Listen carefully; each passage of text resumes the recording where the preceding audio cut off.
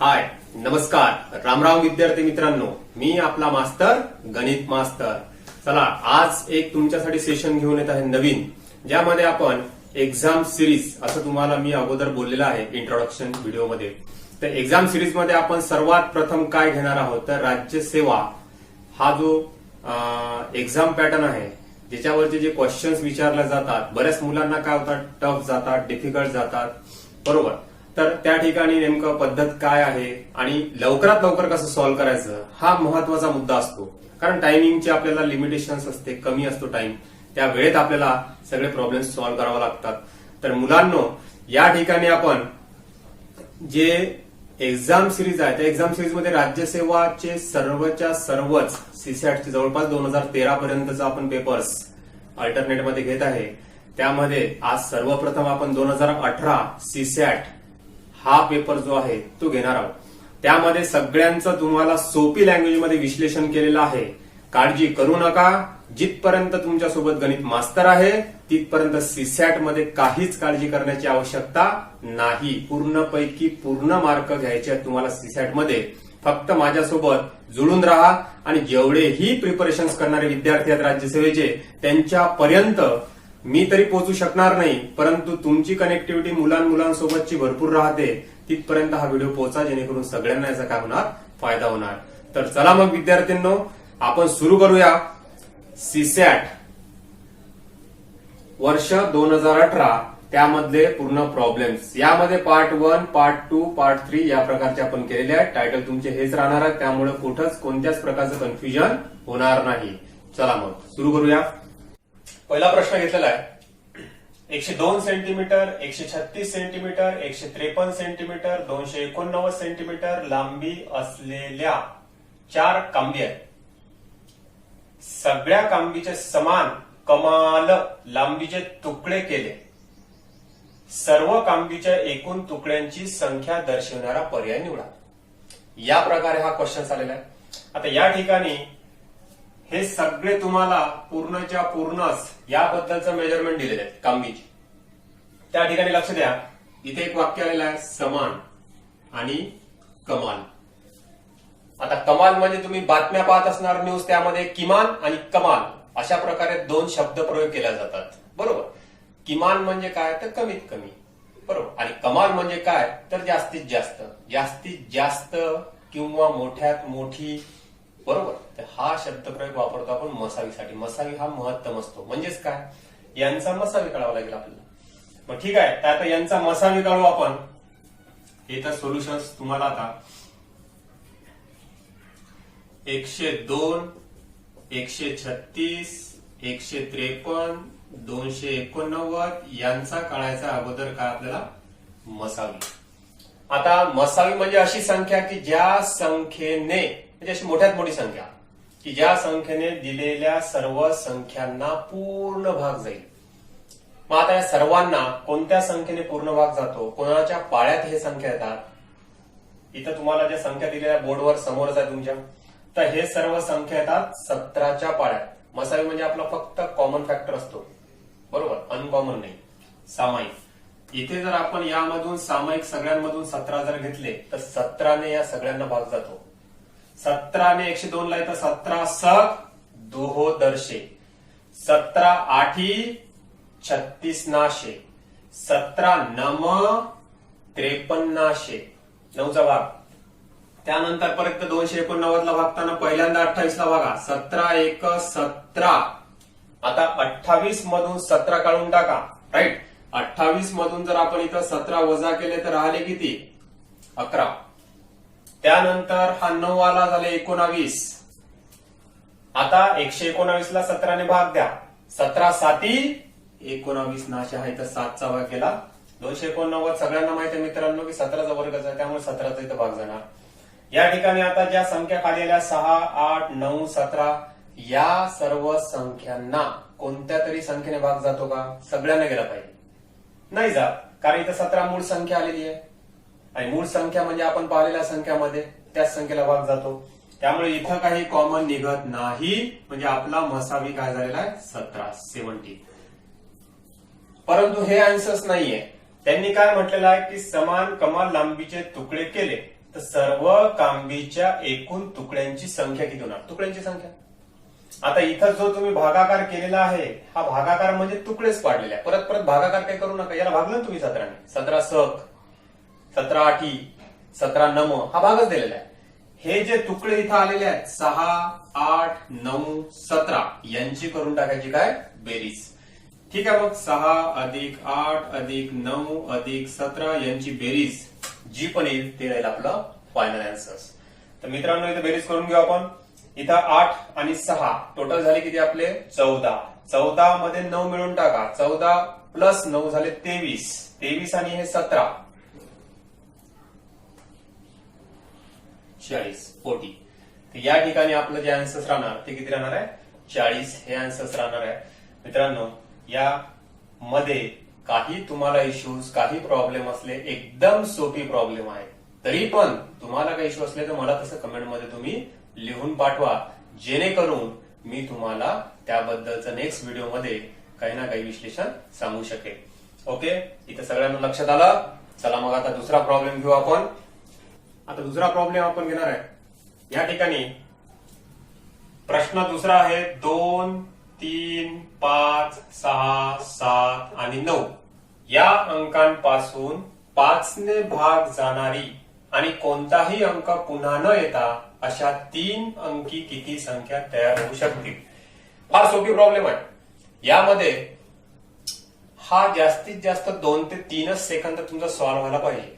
बऱ्याच जणांना कन्फ्युजन होते. लक्षात येतं कसं सॉल्व्ह होतं? एकदम सोपी पद्धतीमध्ये. या ठिकाणी आपल्याला 3 अंकी संख्या तयार करायच्या आहेत. मग आता 3 अंकी संख्या तयार कराव्या लागतील तर या ठिकाणी अशा पद्धतीमध्ये आपण मांडणी केलेली आहे. बरोबर. 3 आकडे घ्यायच्यात आपल्याला, पण 5 ने भाग जाणारी म्हटलेला आहे. मग 5चा पाडा सगळ्यांनाच माहिती आहे. 5च्या पाड्यामध्ये एकक स्थानी 0 किंवा 5च असते. दुसरा कोणताच अंक राहत नाही. बरोबर. आता त्यामधला 0 तर या ठिकाणी दिसत नाही आपल्याला, पण या ठिकाणी 5 मात्र आहे. मग त्या 5ला पहिल्यांदा इथे एकक स्थानी टाकून द्यायचं. तो तिथेच राहणार पॅटर्न शेवटपर्यंत. समोरचे आकडे चेंज होत राहतील. आता सगळ्या संख्यांचा तुम्हाला इथं वापर करायचा नाहीये, फक्त एकच संख्येचा तिथं वापर करायचा. आता लक्ष द्या मित्रांनो, इथं पहिल्यांदा पहा की हे किती नंबर्स आहेत. तर 1, 2 म्हणजे इथं नाव दे तुम्ही 1, 2, 3, 4, 5 आणि 6. 6 नंबर आहेत. आता या 6 नंबर मधून, 6 संख्यांमधून एक संख्या वजा केली आपण, कारण 1 घेतली आपण इथं 5, तर राहिले किती आता या ठिकाणी? 5 नंबर्स राहिले. 5 संख्या राहिलेल्या आहेत. एक त्याच्यामधली इथं आलेली आहे. आता इथं एकच संख्या घेऊन आपण संख्या तयार करून पाहू. तर मी सुरुवातीला इथे घेतो हा 2, त्यानंतर घेतला हा 3, 235 हे एक संख्या तयार झालेली आहे. 5 ने पूर्ण भाग जाणार याला, कारण एकच स्थानी 5 आहेच आपला.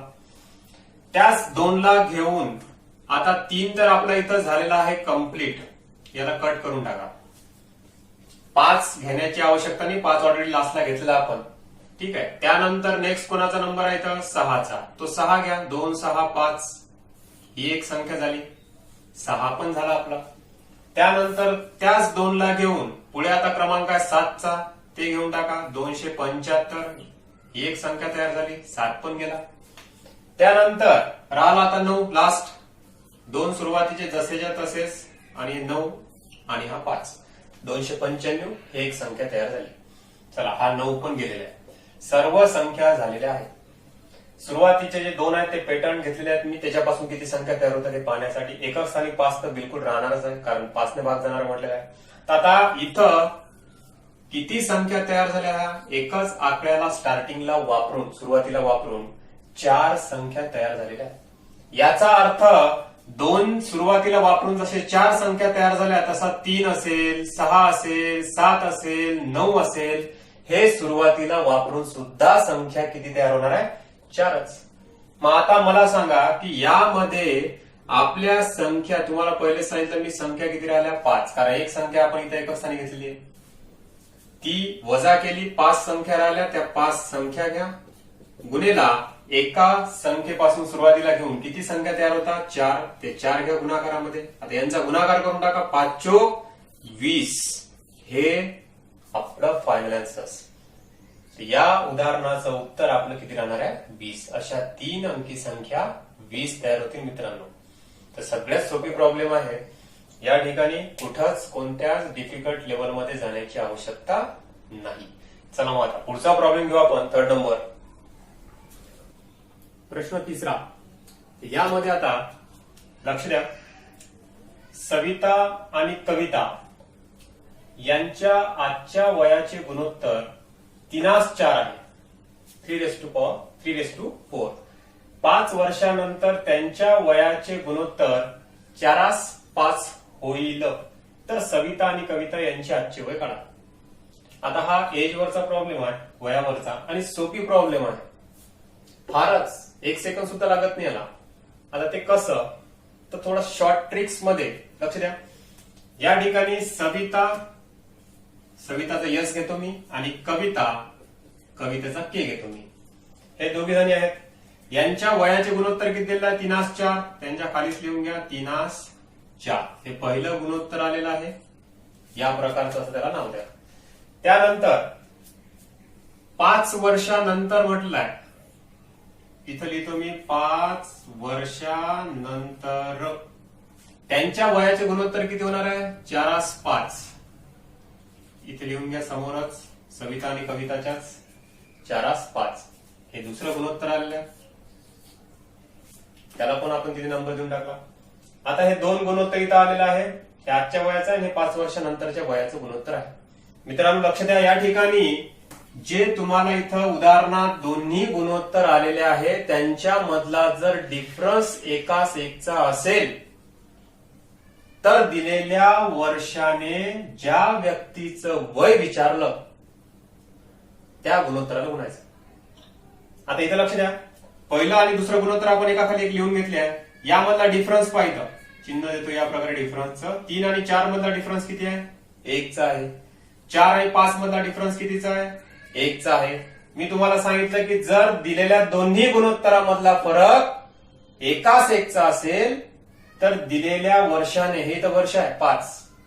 आता वय कोणाचं विचारलं इथं? सविता आणि कविता यांचे आजचे वय विचारले. तर सविताचं आजच्या वयाचं गुणोत्तर इथं 3 आहे आणि कविताचं 4 आहे. बस डायरेक्टली या वर्षाने दोघींच्या गुणोत्तराला गुणायचं. आता सविताचं वय किती? तर सविताचं वय राहणार इथं, सविताचं गुणोत्तर घ्या आजच्या वयाचं 3 गुणेला हे आपलं दिलेलं वर्ष 5. तर 5 15 वर्षाची राहणार सविता आज. आणि कविताचं वय किती? तर कविताचं गुणोत्तर आजच्या वयाचं इथं किती दिलेलं आहे? 4. ते गुणोत्तर घ्या आणि दिलेलं जे वर्ष आहे त्या वर्षाने डायरेक्ट त्या गुणोत्तराला गुणा. 5:20 वर्ष. हे झालं त्या दोघींचं आजचं वय. जसं दिलं त्याच पद्धतीत तुम्हाला ऑप्शन तिथे टिक करायचं आहे. बरेच जण इथे चुकून जातात. प्रश्नात तिथं दिलं की सविता आणि कविता यांची आजची वय किती? तर सविताचंच वय सुरुवातीला आलं पाहिजे. मग ऑप्शन मध्ये 15 आणि 20 असं असेल तर तिथे तुम्ही टिक करा. कधी कधी ऑप्शन मध्ये या प्रकारे देतील तुम्हाला 20-15 आणि तुम्ही गडबडीत करून टाकसान त्याला टिक. अँसर्स काढलं, सगळंच केलं, मेहनत केली, गेली वाया. तसं काही होऊ देऊ नका मित्रांनो. इथं तुम्हाला सविता सुरुवातीला आली, नंतर कविता आली, तर 15 आणि 20 या प्रकारचा हा आपला ऑप्शन राईट राहणार. तर इथं या पद्धतीमध्ये हा प्रॉब्लेम तुम्हाला सॉल्व्ह करावा लागत होता. चला पुढचा प्रॉब्लेम घेऊ आपण. 4था प्रश्न. इथे तुम्हाला 2 आकृत्या दिलेल्या आहेत. एक म्हणजे आकृती ए आणि इथं आहे आकृती बी. आता हे जी डायग्राम पाहिली तर हे डायग्राम काय दिसते आपल्याला? चौरस, स्क्वेअर. इथे पण हा चौरसच आहे, परंतु या ठिकाणी चौरसाची ए डायग्राम मध्ये इथे जर पाहिलं तर बाजू दिलेली आपल्याला 8 सेंटीमीटर आणि दुसरा जो चौरस आहे त्याचा आपल्याला इथं दिलेला आहे हा कर्ण, तो पण 8 सेंटीमीटर आहे. आता प्रश्न काय म्हटलेला आपल्याला? आकृती ए व बी ही चौरस क्षेत्रे आहेत. ए चौरसाची बाजू 8 सेंटीमीटर आहे, तर बी चौरसाचा कर्ण 8 सेंटीमीटर आहे.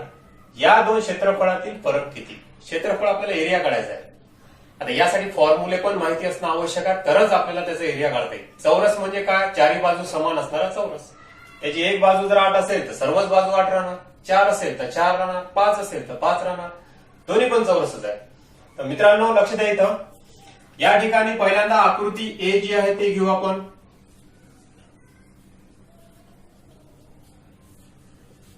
आकृती ए मध्ये आपल्याला बाजू जी आहे त्या चौरसाची ती दिलेली आहे किती? 8 सेंटीमीटर. तर चौरसाचे क्षेत्रफळ आपल्याला दोघांचंही काढावं लागणार आहे. पहिल्यांदा ए चं क्षेत्रफळ काढू आपण, ठीक आहे. तर मग इथं ए चौरसाचे क्षेत्रफळ बरोबर चौरसाच्या क्षेत्रफळाचा फॉर्म्युला आहे बाजूचा वर्ग. जर बाजू दिली असेल तर तोच फॉर्म्युला युज करायला. कोणता? बाजूचा वर्ग. बाजू इथं दिलेली आपल्याला 8, जरा त्या 8चा वर्ग करून टाका. 8 या ठिकाणी झालेला आहे 64. याला एकक काय राहणार? युनिट काय राहणार आहे? याला आपण सेंटीमीटर म्हटलेलं आहे. इथं तुम्ही वर्ग केलेला आहे तर स्क्वेअर सेंटीमीटर किंवा सेंटीमीटरचा स्क्वेअर हे त्याला एकक राहणार. हे झालं आकृती ए चं क्षेत्रफळ. त्यानंतर आता आकृती बी. आता आकृती बी चं तुम्हाला इथं काय दिलेलं आहे? कर्ण दिलेला आहे, तो 8 सेंटीमीटर आहे. हा कर्ण.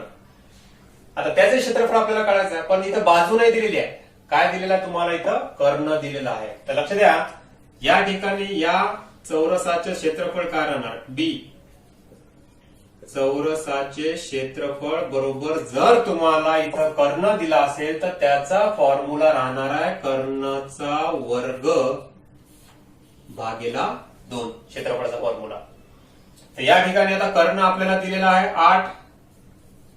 8चा वर्ग भागेला 2. 8चा वर्ग किती होतो? 8 8 64 भागेला 2.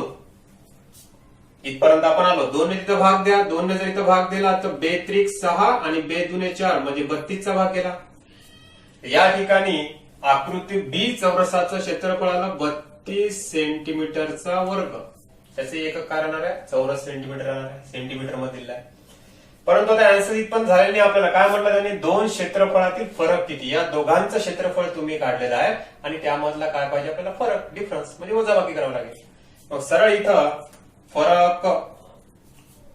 तर फरक इथं आकृती ए चं क्षेत्रफळ आहे 64 आणि आकृती बी चं क्षेत्रफळ आहे 32. यांच्यामधला डिफरन्स पाहिजे तर वजाबाकी करा. 64 मधून 32 गेले, राहिले किती? 32. आणि एकक कारण त्याचं जे आहे तेच सेंटीमीटरचा वर्ग. हे आपलं आन्सर राहणार इथं फायनल आन्सर्स. या पद्धतीमध्ये हे सॉल्व्ह करायचं. पण फॉर्म्युले या ठिकाणी तुम्हाला पाठच पाहिजे.